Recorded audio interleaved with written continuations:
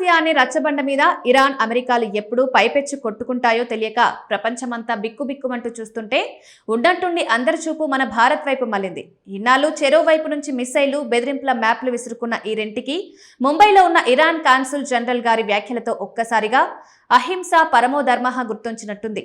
ప్రపంచంలో మిగిలిన దేశాలన్నీ శాంతి మంత్రాలు చదివి విసిగిపోయాక అబ్బే మీరంతా వేస్ట్, ఆ ఇండియా గనక కాస్త తలదూర్చితే మా పంచాయతీ తెగిపోతుందనడం ఆయన అనడం చూస్తుంటే ముచ్చటేస్తుంది. అసలే ప్రపంచ వాణిజ్యానికి గుండెకాయ లాంటి హార్మోజ్ జలసంధి నాదంటే నాదని ఇరు దేశాల పెద్దలు తొడలు చర్చుకుంటున్నారు.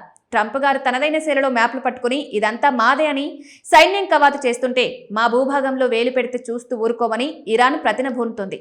తీరా వ్యవహారం ముదిరి పాకన పడేసరికి భారత్ చాలా గొప్ప దేశం, శాంతిని ప్రేమిస్తుంది, మోదీ గారు కూడా దౌత్యమే ముద్దు అన్నారుగా అంటూ మన మీద ప్రేమను కురిపించడం నిజంగానే దౌత్య ప్రపంచంలో ఒక మాస్టర్ స్ట్రోక్. తమ మధ్య రగులుతున్న మంటలను ఆర్పడానికి భారత్ అనే బలమైన అగ్నిమాపక యంత్రం కావాలని ఇరాన్ బలంగా కోరుకుంటుంది. ఇందులో మన లాభం కూడా లేకపోలేదు. అక్కడ ఏ చిన్న బాంబు పేలినా ఇక్కడ మన చమురు ధరలు రాకెట్లా పైకి లేచిపోతాయి.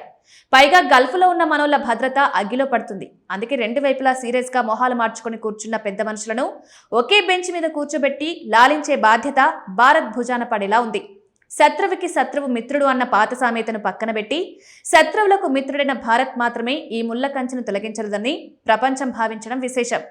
ఏదేమైనా ప్రపంచ పెద్దన్నల గొడవలు సద్దుమణిగించడానికి చివరకు మనోదౌత్యమే దిక్కవడం మన స్వయం ప్రతిపత్తికి ఒక విచక్షణమైన పరీక్షే.